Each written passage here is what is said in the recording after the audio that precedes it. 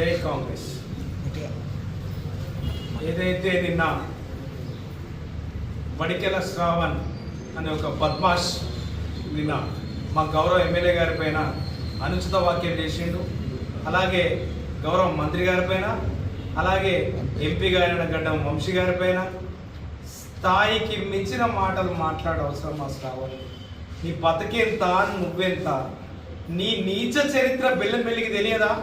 TRSV పేరుతో తమరు కాలేజీలలో ఎన్నెన్ని డబ్బులు వసూలు చేసిండ్రు, ఎంతమందికి సీట్లు ఇప్పిస్తారు, లాస్ట్కి వస్తే మెడికల్ కాలేజీ సీట్ ఇస్తా అని కూడా డబ్బులు వసూలు చేసిన చరిత్ర నీది కాదా?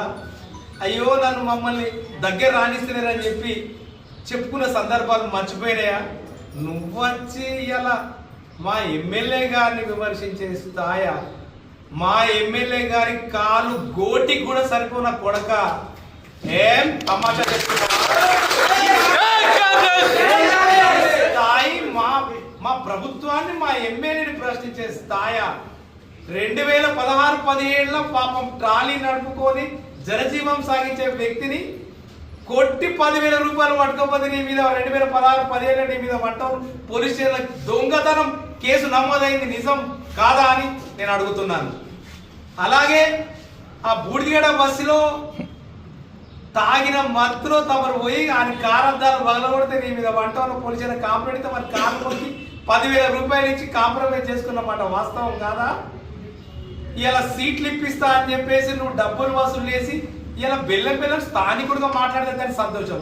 నువ్వు స్థానికేతరు, నువ్వు పోయి 4 ఏళ్ళ నుంచి మంచిర్యాలలో ఉండబడుతుంది. ఎందుకు మంచిర్యాలలో ఉండాలో తెలుసా?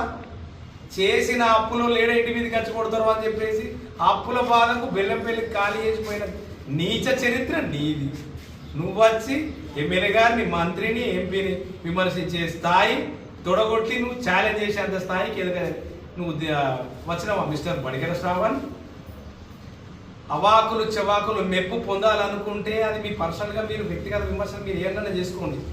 అభివృద్ధి ప్రదాత ఇవాళ బెల్లంపల్లికి మా గడ్డం వినోద్ వెంకటస్వామి గారు రావడమే బెల్లంపల్లి చేసుకున్న అదృష్టం. ఇవాళ జీరో కరప్టెడ్, నాటి నుంచి నేటి వరకు వాళ్ళ నాన్న కాకా వెంకటస్వామి గారి చరిత్ర తెలుసుకొని మాట్లాడండి. ఇలా వినోద్ సార్ కార్మిక మంత్రి ఉన్నప్పుడు చేసిన సంక్షేమ పథకాలు తెలుసుకొని మాట్లాడండి. ఇలా బెల్లంపల్లికి వచ్చిన ఈ 2.5 సంవత్సరాలలో ఇన్ని 100 కోట్లు తీసుకొచ్చి అభివృద్ధి చేస్తా ఉంటే కళ్ళకి కనబడతలేదా మీకు? ఇలా 200 కోట్లతో ఇంటిగ్రేటెడ్ స్కూల్ తీసుకొచ్చిండు, అది కనబడతలేదా? ఇలా రోడ్లను మాట్లాడతాను, మీరు చేసిన పుణ్యమే కదా ఇంత. ఇవన్నీ చేసుకోవడానికి టైం పడుతుంది కదా, ఇంకా టైం ఉన్నది కదా. మేము అభివృద్ధి చేస్తామా లేదా అనేది ఇలా పబ్లిక్ మా ఎమ్మెల్యే గారు చేసి చూపిస్తారు. ఆయనకి ఇచ్చిన 5 సంవత్సరాలలో ఆయన చేసిన వాగ్దానాలు, ఆయనకి ఇచ్చిన ప్రజల ఆశీర్వాదంతో ఆయన ముందుకు పోతాడు.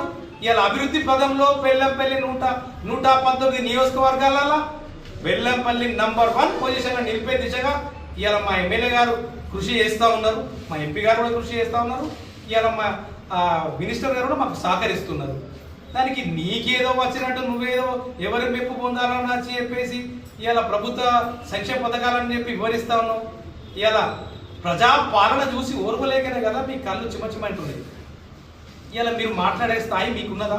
మిస్టర్ శ్రావణ్, ఒళ్ళు దగ్గర పెట్టుకొని మాట్లాడు. నీ స్థాయి ఎంత, నీ బతికెంత, నువ్వెంత?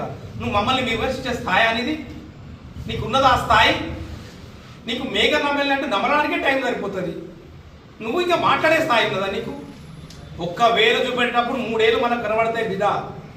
జాగ్రత్తగా ఆచితూచి మాట్లాడు. ఉద్యమం చేసినాను, ఏం ఉద్యమం చేసినావు? ఉద్యమకాలను నీ గుర్తింపేది?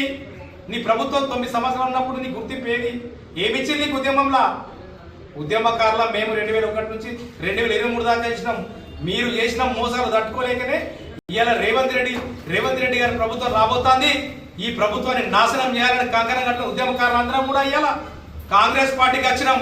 ఇవాళ కాంగ్రెస్ పరిపాలనలో ఇవాళ లిస్టులో కూడా పేరు ఉద్యమకారులకు పెద్దపీట వేస్తాండి. ఇవాళ గౌరవ ముఖ్యమంత్రి గారు ఉద్యమకారులందరూ కూడా ఆత్మవిమర్శ చేసుకొని ఇవాళ కాంగ్రెస్ పార్టీకి రావాల్సిన అవసరం ఉన్నది. 9 సంవత్సరాలు కాలయాపన చేసిండు ప్రభుత్వం, ఒక్క పని గారు ఉద్యమకారుల పేరు కూడా లేదు.